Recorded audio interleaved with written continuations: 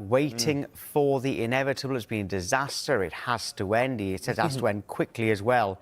Jamie, I know you agree with that. Yeah, look, I feel like a broken record, and Jamie's right. It really is a disaster. It's been a complete nightmare for Man United, and ever since he's come in, I've not seen any type of improvement. And you could argue last season it wasn't his team, and he come in and he didn't really want the job until this season. But I cannot believe how bad they've been and how stubborn he has been as a manager. Like, I get it. At Sporting, he done really well. He played a system. He had the players that worked. But, you come into Man United, you come into the Premier League, it is a completely different ball game. And I just think he's out of his depth. He is out of his depth. It was too big of a step for him. It's too big of a job. And he's crumbled. And, when I watch him, the formation, I just don't get it. He hasn't got it for the players, the midfield. He got no legs. You're trying to play Bruno in there, it don't work. But just the way he is as a manager as well is so emotional. He can't watch penalties. He sits in the dugout, he hides. He stands on the side of the pitch, and I'm not convinced that he really knows what he's doing. It's been such a poor appointment for Man United. And the quicker they get rid of him, the quicker they're going to get better. Because I don't actually believe that Man United are that bad. I think they've got some good players. But the formation they're playing does not suit any of the players that want to play in that formation. Our poll today on the Sky Sports News X page is, should Amorim get more time at Manchester United?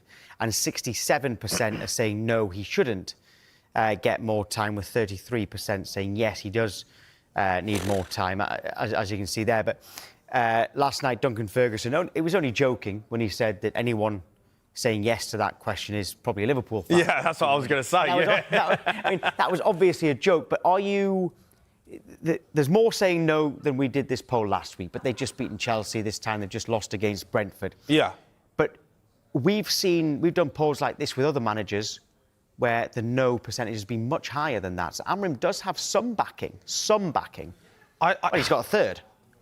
Yeah, but look, I think there's Man United fans out there who are sick and tired of seeing, the change of managers, and it's just a rotation of, the same old thing. Players come in and they're not good. Is this excuses for the manager, though? There's always an excuse. Yes, he didn't want the job immediately. He wanted to take to the summer.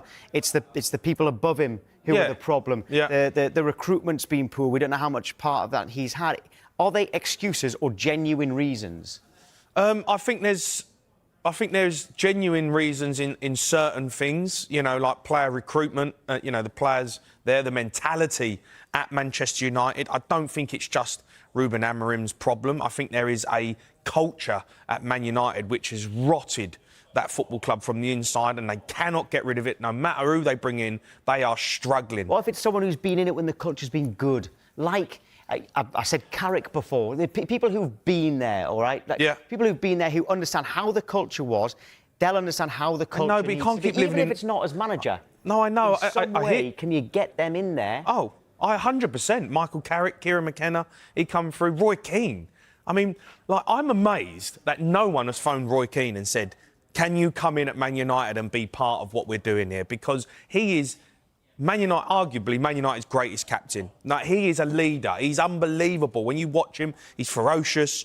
You listen to him when he walks into a dressing room. You're gonna listen. He's gonna lead by example. He's not gonna allow poor standards. I cannot believe that Manchester United have not phoned Roy Keane and said, maybe he can't be the manager, right? Maybe because he's maybe too hot-headed. I don't know, but they want someone in with maybe a bit more tactical now, so whatever. How Roy Keane isn't in at that football club, in that dressing room, in there every day, in the training ground, telling them this is the standard, this is what's Man United, this is what we've built, this is how we do it. I cannot believe they've not done something like that. You're getting all these weak managers, all these weak mentality people in there, and I look at it and go, Man United, this is Manchester United. You're getting beat by Brentford at the weekend, 3-1, and it's not even a surprise. I cannot believe how far they've fallen. I cannot believe how bad the standards have got. And people just accepting it, just accepting being bang average. It's Manchester United, the biggest club in the world, alongside Real Madrid. And they're terrible, beyond terrible. Every time I watch them, I'm like, this can't continue. This cannot continue. What is going on? How is this allowed to happen? For me, they should be getting him. Roy, I'm sorry, I know he works for Sky and he's brilliant and I love him, but he needs to be at Man United. He needs to be in that dressing room saying this is the standard of this football club, and if you ain't going to be part of this standard, you're gone out the door. This is the mentality we're having from day one when I come in here. Ruben Amorim's come in and he's binned off Rashford, he's binned off Garnacho. I'm trying to change the culture. He can't even watch penalties. Don't tell me he can change the culture of a football club. He can't even watch them take penalties against Grimsby. He's not the guy. Roy Keane's last few jobs have been as an assistant manager. When you say he couldn't be manager, he could come in that role, Yeah. of course.